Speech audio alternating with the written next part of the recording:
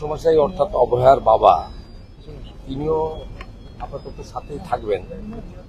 উনি অল্প বিস্তর আমাদের মতো লাঠি খেয়েছেন, কিন্তু মা শাখাপলা তো ভেঙেইছে, ইঞ্জুরি খুব সিরিয়াস, ভালো ইঞ্জুরি করেছেন, স্ক্যান হয়েছে, এমআরআইও করতে হবে এবং অলরেডি মানে প্রাইমারি যা করা, চ্যানেল করা, স্যালাইন দেওয়া, সিটি স্ক্যান করা, লোয়ার অ্যাবডোমেনকে আল্ট্রাসোনোগ্রাফি করা, ফুল ফেজে ডাক্তাররা খুব টেক কেয়ার করে করছেন। সকলেরই একটা ইমোশন অভয়ার বাবা মা বা অভয়ার পরিবারের প্রতি আছে।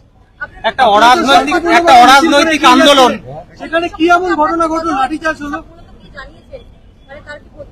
এক্ষুনি কি বলবে, অ্যাডমিশন নিলেও মানে she is not okay, she is serious, তবে জ্ঞান আছে, কথা বলার চেষ্টা করছিলেন, আমি বলিনি, দুটো চোখ থেকে অঝরে জল পড়ছে, সেটা হয়তো মেয়ের বিচার চাইতে গিয়ে মার খাওয়ার জন্য হতে পারে।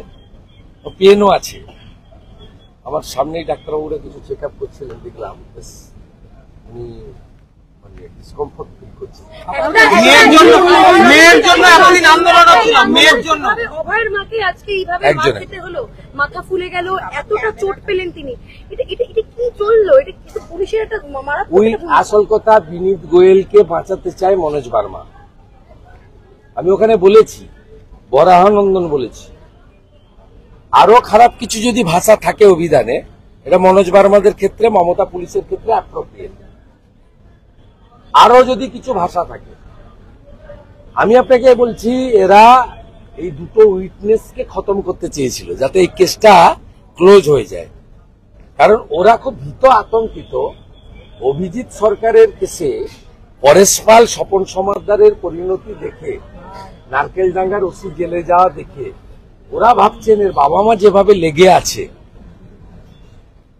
কোর্টে যেভাবে লড়াই করছে, 18 আগস্ট আবার ডেট আছে যেটা সুপ্রিম কোর্ট থেকে ফিরিয়ে দিয়েছে কেস, এরা দুজন তো নাছড় বাঁধা।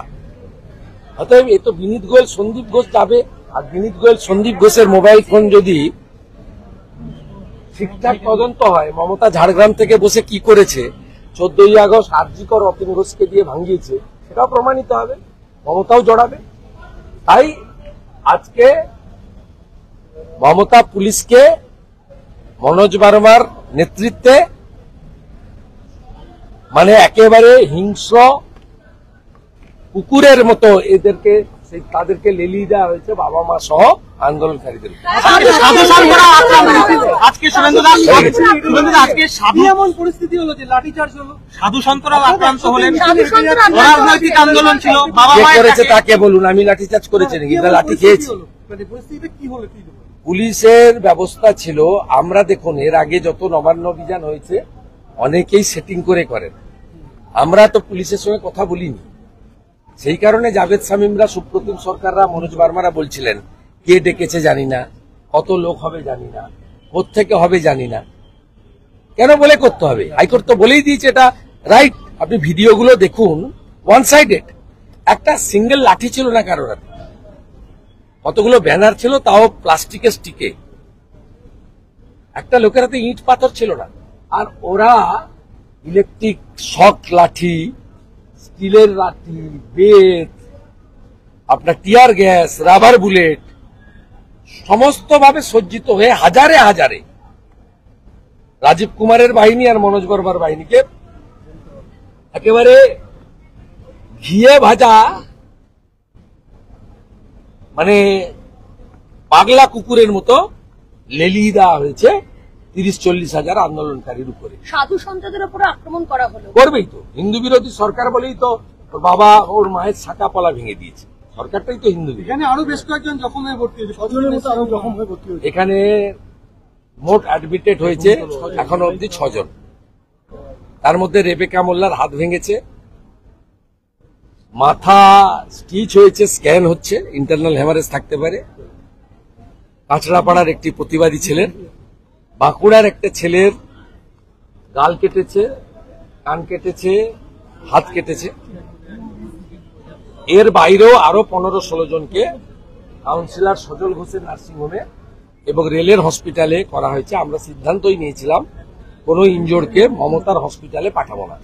যেখানে অভয়া বোন সেফ নয়, সেখানে কোনো লোক সেফ নয় বলে আমরা মনে করি।